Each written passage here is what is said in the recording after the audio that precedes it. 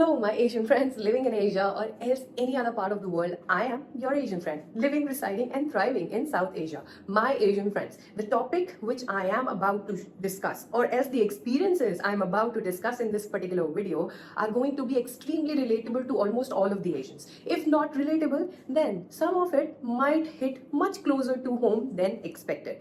But by any means, magic, sorcery, immigration, or else you growing up in a multiracial environment or adoption possible, any of my non-Asian friends are also thinking that Asian friend, these experiences are not just limited to your continent Asia, but we have them too. So to you, my non-Asian friend, I have only one thing to say: you are welcome on this channel to vent out your frustration about these experiences and the people who gave you these experiences in our comment section, along with all of us Asians, right? That being said, coming back to my Asians, you know that very well that we have similar traditions, culture, practices and beliefs mostly, but depending on the region within our continent Asia, our particular Asian country resides in, we might add little twist or our own unique thought or else flavor to same situation. And that is why, even though I myself, an Asian, had to do some level of research to figure out all those experiences about this particular topic which I am going to share in this video,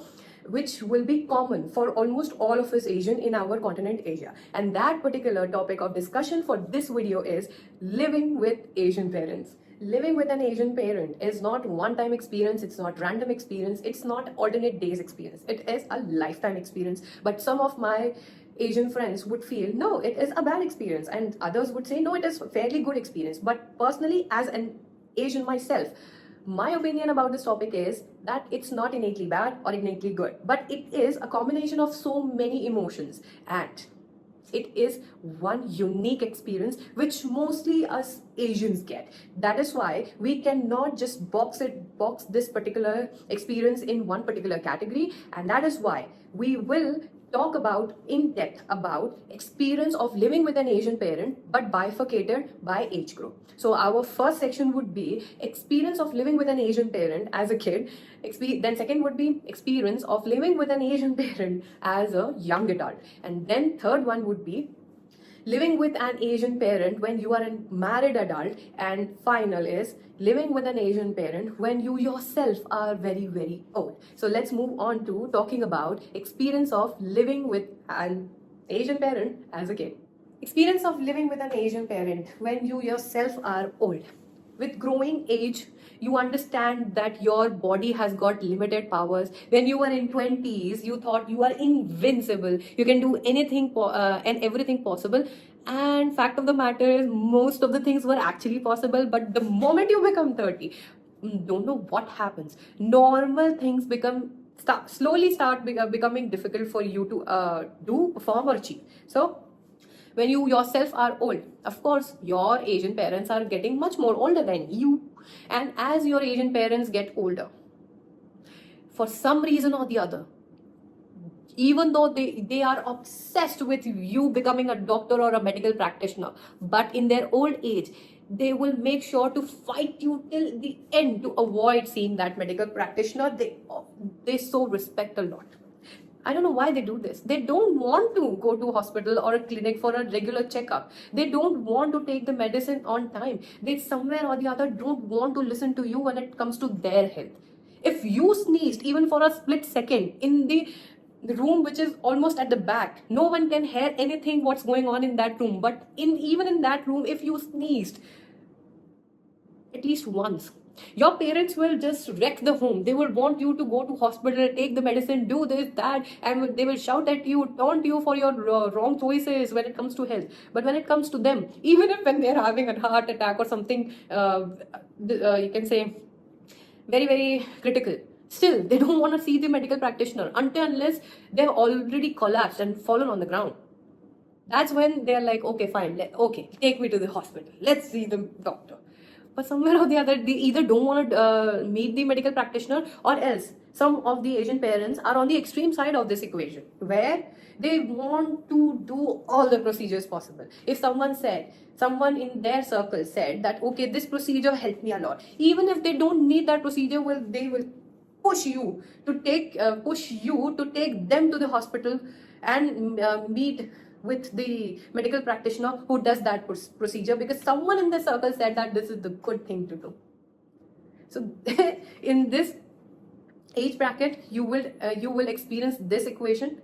And personally, what I think is, for me as an Asian, this age group is much more difficult because even though now your Asian parents have relaxed a lot, like they trust you more, they believe you more, they allow you to make your choices more without being in a banter with you, and they have actually given you lots of responsibilities because now they trust you and your abilities. So in that regard, it has become easier. But when it comes to health related issues, this becomes a point of frustration in almost all of the Asian societies. Like even though their own daughter or son is a doctor, but still they won't listen to their opinion.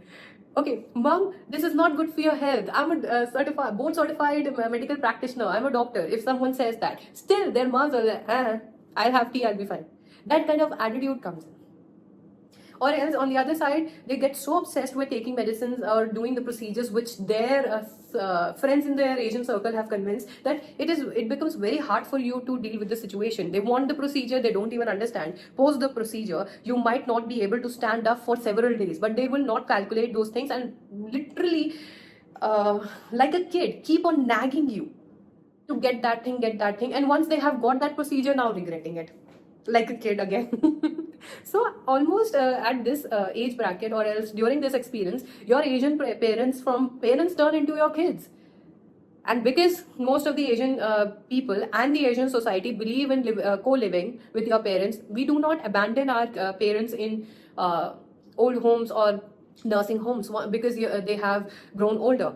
We do believe in living with them, or else making them live with us. That's what the overall Asian culture is. And I, honestly speaking, mostly the countries in the western part of the world usually tend to disrespect not only Asians but many a time Africans also for this, that because we live with our family, our surrounding, our relatives, and especially our parents when we have already grown up, they do disrespect us all and think that we are some kind of losers for living with our parents because even when we are adults. But that's not how Asian society sees. If you actually leave your parents in the nursing home alone, then you are a bullshit person in the Asian society. So whether you like it or not, many of the Asian kids, if not in the same home, they live very, very close to their Asian parents. So, of course, when you are living with them 24/7 and you yourself are someone who's an adult and you understand how health is actually wealth, and you seeing that somewhere or the other, your Asian parents are actually destroying that wealth of health, you do get frustrated, and convincing them to do the procedures or else to not do the procedure is the hardest thing to do, because Asian parents do not get convinced easily unless something very, very near dear and important to them is at stake. And during this phase, nothing is at stake for them, so keep on fighting. As long as they do not want to change, you will never be able to convince them, no matter how you speak, how kindly you speak, no matter how logical you are, and no matter who says what. But if anyone from their circle or maybe from your own circle says, oh, uncle, auntie, that procedure you were nagging about, right? Not that great. And suddenly they are like, I don't want that procedure. And you're like, what the fuck? I too was saying the same thing. Why were you not listening to me? But for some reason or the other, when someone else says it, now it's right.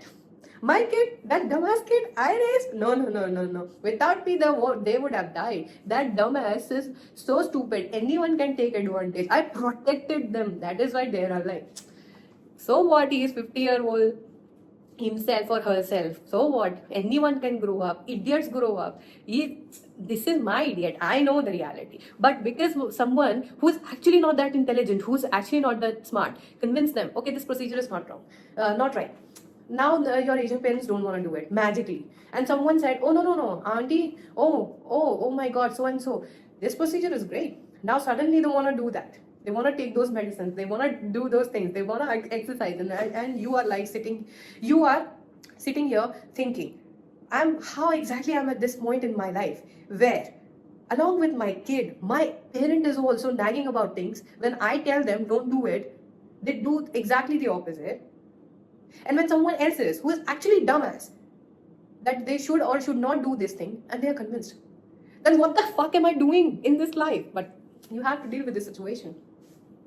That's what is all about the Asian life and the experience of living with an Asian parent in different age groups. But as an Asian friend, or else anyone who was Asian adjacent, or else who somewhere or the other had the similar experiences, you think, no, my Asian friend, you're totally wrong. Whatever you said is bullshit. Please do inform me, because we are here to be informed also. But if you agree to this, then please do let me know how, where, what happened to you, in which age, with while you were experiencing living with your Asian parents. And for this time around, I gave some break to our already ongoing series of common ancient Asian practice of ancestor worship, because I was little bored doing that. But this topic came up as a therapy and refresher or recharging session, and maybe after this video is released, the next week we will again move back to exploring the ancestor worship